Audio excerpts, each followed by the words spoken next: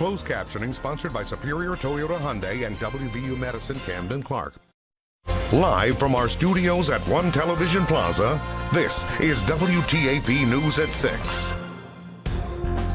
More vaccine clinics are coming to West Virginia and Ohio. Good evening and thank you for joining us. I'm Phyllis Smith. We'll get back to that story in just a moment, but first it's back to school for West Virginia students, and today Wood County Schools was no exception. Today was the first day of a blended back to school plan that will be in place for at least the next few weeks. Administrators discussed the first day in a news conference just after the end of the school day. Todd Boucher joins us live from the Digital Center to tell us what they had to say. Well, Superintendent Will Hassefluch spent the day much like he does during the first day of the school year, visiting school buildings throughout the county. He says the first day of in-person classes went smoothly. The almost 3 weeks since Governor Jim Justice made the announcement about the return to classrooms has been punctuated with safety concerns and even legal challenges from educators and teacher groups.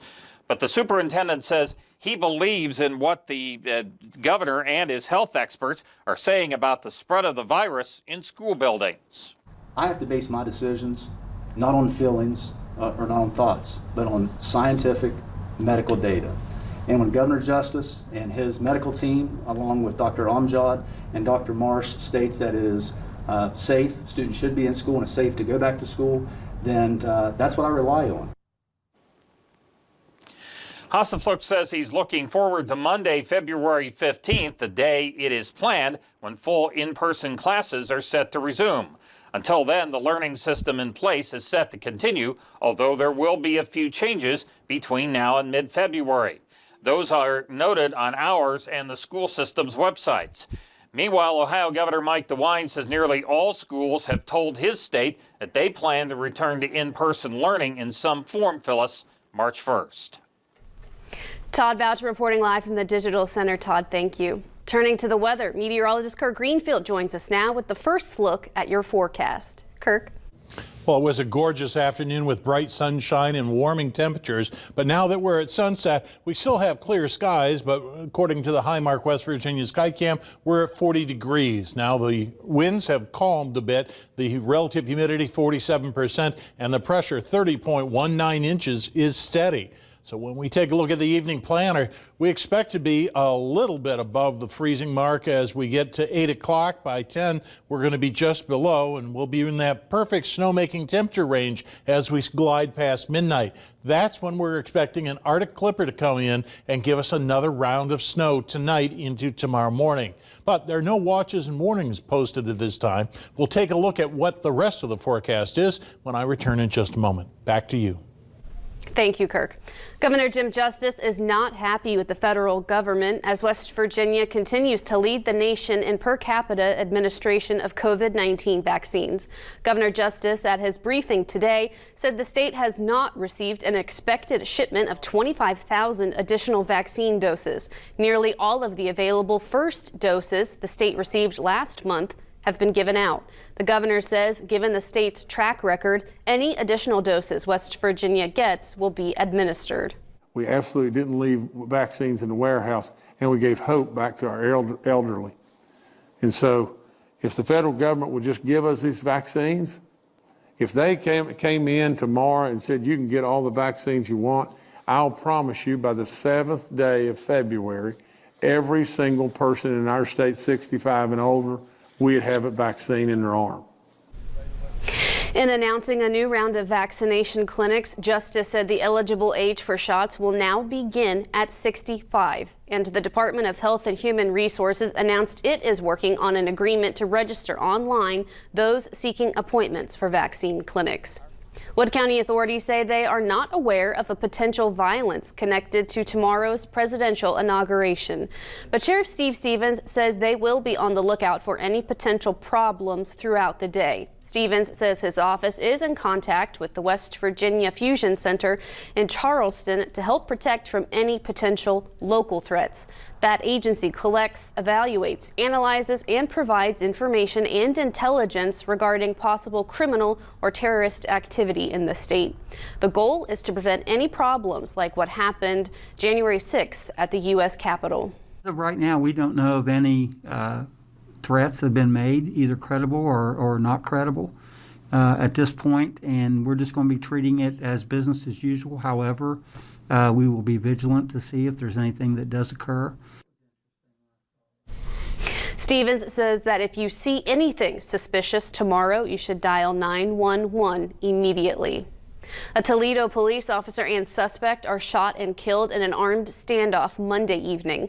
According to police, 24-year-old officer Brandon Stalker was shot once and died.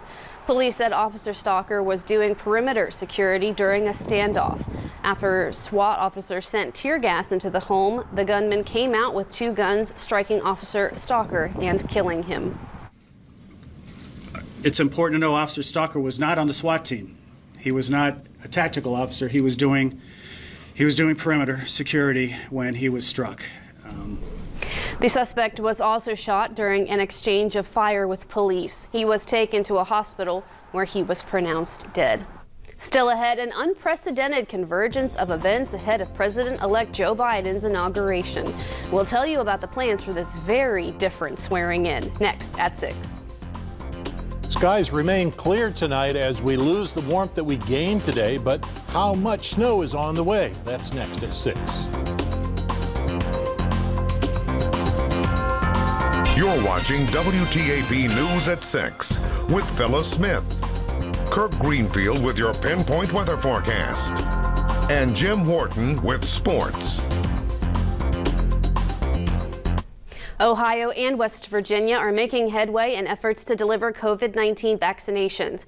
Ohio began Phase 1B of its plan today, beginning vaccinations for those 80 or older. Health officials also announced the next clinic in Wood County, where West Virginia's 65 or older can sign up for those shots. Laura Bowen is live in Parkersburg with more on local efforts to get people vaccinated. Laura, what can you tell us? Well, as we just told you, the Mid-Ohio Valley Health Department is hosting a new clinic this Thursday for residents 65 and older. For people who are 65 and older, scheduled from 9 a.m. to 5 p.m. at West Virginia University of Parkersburg. This one big change announced late this afternoon. The health department is no longer taking applications over the phone. This means you will have to schedule appointments using a link on the department's Facebook page. Those who don't have internet access can call the state's 211 information line for help. But if you do call 211, you have to call between 8:30 a.m. and 4 p.m. Meanwhile, the Marietta-Belpre Health System is conducting 4 clinics this week, 2 in Marietta and 2 in Belpre. This is part of Ohio's Phase 1B. A spokeswoman says the department hopes to vaccinate between 72 and 80 people at each clinic, and they are still open for appointments. The call center is open from 9 a.m. to 7 p.m. Monday through Saturday. The number 866-395-1588. Health Commissioner Ann Goon says patience is key. It's also important to realize that this is going to be a long process. Not everybody that's 80 is going to be able to get in this week. So, we anticipate that it may take a month, 2 months, maybe more to get everybody in 1B that's eligible, that wants to be vaccinated, to actually get them vaccinated. We only have so much vaccine coming in each week. The Memorial Health System had their first vaccine drive-through today and are booked for their appointments this week. You can go to their website and click on there to get on the wait list, or you can call the number listed. In addition, Jenny Black of Memorial Health says online is the best way to get on the wait list. Back to you. Laura Bowen reporting live from Parkersburg. Laura, thank you. We're just a day away from the presidential transition of power. This event will make history with the first female vice president, traditions canceled, and a nation on edge. WTAP Washington Bureau Chief Jacqueline Policastro tells us what to expect. This will be an inauguration like we've never seen before. First, the COVID-19 pandemic, then violence here at the Capitol. It's all causing big changes. It was a scene of chaos and destruction. Now Joe Biden and Kamala Harris are set to take the oath of office on the same stage that was stormed by rioters. There's a 7-foot fence around the Capitol grounds, and more than 20,000 armed National Guard troops are here. We're totally focused on this moment at the Capitol that people all over the world watch. Senator Roy Blunt leads the committee that handles the ceremonies at the Capitol. Here's what you won't see this year: the lunch in Statuary Hall because of COVID-19. President Trump is not attending, so there won't be a joint procession or the outgoing president's helicopter departure. Events off Capitol Hill, like the parade and concerts, are going virtual. Congressman Jim Clyburn is the chair of the committee organizing those celebrations. We don't want to do anything on January 20th that will lead to a lot of illnesses and even deaths. A medical team is enforcing COVID protocols for the 1,000 lawmakers and guests invited to the ceremony. A much smaller number than the hundreds of thousands who historically gather for this American tradition. There will be more law enforcement than attendees, working towards a safe and peaceful transition of power. Reporting on Capitol Hill, I'm Jacqueline Policastro. Now let's go to meteorologist Kirk Greenfield for another look at the forecast. Kirk. Well, it's been a fairly mild day with bright sunshine and clear skies. After the morning snow melted away, it turned out to be a very fine afternoon. Unfortunately, we have another clipper system that's on the way. When we take a look at our current view on the radar satellite composite, we don't see any major precipitation, and the last of the cloud cover disappears to the south and east of us here just in the last couple of frames. We're watching a little bit of cloud cover coming down from Ohio, but at this point we still have clear skies. So when we take a look at the Marietta view here on the Chan Dills Marietta Skycam atop the Lafayette Hotel, we're at 40 degrees, traffic is moving well, winds are calm, the relative humidity is 47%, and the pressure is 30.19 inches and steady. Well, there's no problems getting out and about right now. We are almost all in the upper 30s. We have 43 at Huntington, 38 at Charleston. We're at 40. We still see 37 in Athens and 36 up at Columbus, 35 for Zanesville, where the winds are just a little bit from the northwest. Now, light and variable winds at this point around the region, but 9 miles per hour from the south in Columbus and 7 from the west in Wilmington tells you there's no real good path north of the Mid-Ohio Valley as we get past midnight. So when we look at the surface map, we're looking at the winds flowing from the southwest, but they're not terribly strong. As we just looked at the surface winds, they're not all in agreement. So generally high pressure has protected us. We're between systems and we're waiting for the next one to arrive. Futurecast, as we play this out, you can see the cloud cover arrives by 3 a.m. It looks like we'll get clipped by a little bit of snowfall action, generally in the higher elevations, I-79 and up into the mountains and the ski resorts. That's where it's going to deliver. But we could see some flurries all the way into and through with the morning commute. Then we have basically a sunny afternoon. Looks like things will improve, but not get terribly warm. We're looking at, again, conditions that are in the winter in January where we really don't see a lot of melting. So tonight, mostly cloudy, developing about 29 for the overnight low. As we get into tomorrow, 32 for the high with some clearing skies. And you can see in the extended forecast, we've turned on the caution light for Wednesday just because it's going to be cold. Well, tonight's winner for the Sketch the Outdoors contest is a real turkey bird by Connor Bitchard, age 8 of Ohio University is making plans to hold virtual ceremonies for its spring graduates. In a news release late this afternoon, the school says state regulations and the ongoing health risks associated with large gatherings mean the school will be unable to host a traditional commencement this spring. The university says it will continue to monitor the situation and is prepared to reconsider the change if there are substantial changes in the state's public health situation. President Dwayne Nellis called it disappointing news for graduates and their families. The school will contact graduates with information about how to have their name and picture included in a virtual ceremony. Coming up in sports, the Buckeyes and Bobcats are part of a busy night ahead on the college basketball level. Jim's in next with sports.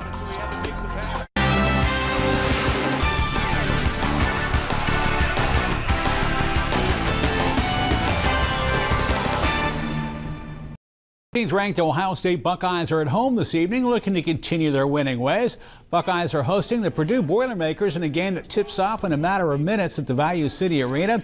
The Buckeyes are 11-3 on the season and are looking for their 4th win in a row. Boilermakers check in at 10-5. Ohio State will be out to avenge a 67-60 loss to Purdue last month on the Boilermakers' home court. This evening as well on the road, the Bobcats are taking on Northern Illinois in a 7 o'clock tip-off. Bobcats are 7-6 on the season, while the Huskies are 2-10. And there's boys high school basketball ahead this evening in an all-Washington County matchup. Waterford is hosting Frontier. The Fort Fry Cadets are hosting their neighbors to the north from Morgan. And the Belpre Golden Eagles are at home against Nelsonville York. We'll have scores tonight at 11. Today's Sports Bowl question wants you to pick the winner of tonight's Ohio State-Purdue game. And you can do so by going to the sports section of WTAP.com.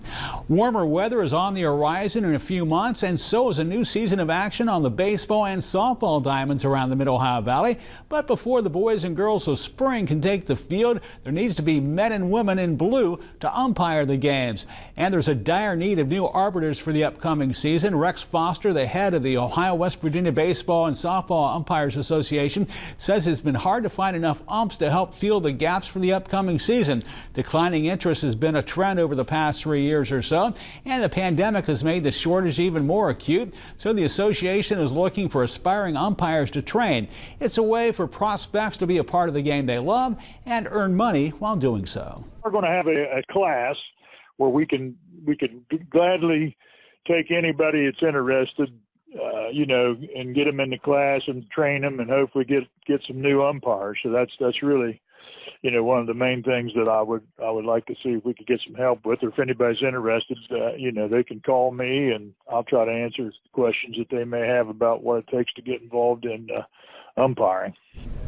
To learn more on how to become an umpire, you can contact Rex Foster at 304-834-0272. In this evening's WTAP Jan Dill's Student Athlete of the Week feature, we're catching up with the Warren Warriors multi-talented senior Millie Ryan. Jesse Worf has her story. Student Athlete of the Week is sponsored by Jan Dill's Attorneys at Law and WTAP. This is home. Millie Ryan is a fixture in Warren athletics. She excels in the net for the soccer team and throwing for the track and field team, but her favorite sport, basketball, is just beginning. I like the atmosphere around basketball. Track and field has always been something I focus on, but basketball, the team atmosphere, is something I always look forward to. Ryan has been named Academic All-Ohio in both soccer and basketball, and last year was the OVAC and district champ, as well as finishing 6th in Ohio in the discus throw, all while maintaining a 3.7 GPA and serving as the student body treasurer. It's always been something I've strived to do, and just to be someone to look up to as a little kid. And academics, I've always enjoyed school and being at Warren and just studying, get good grades, so it's always just been something I strive to be good at. From Vincent, Jesse Worf, WTAP Sports.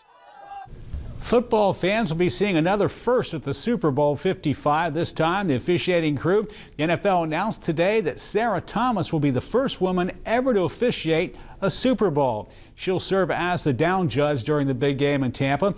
Thomas becomes the first female on-field official in the NFL back in 2015. Since then, she's worked in her four postseason games. The NFL's executive vice president of the football operations, Troy Vincent, said in a statement, quote, that her elite performance and commitment to excellence has earned her the right to officiate the Super Bowl. And we'll be seeing here in a few weeks in the Super Bowl. Coming up tonight at 11, Tiger Woods has another operation on his back.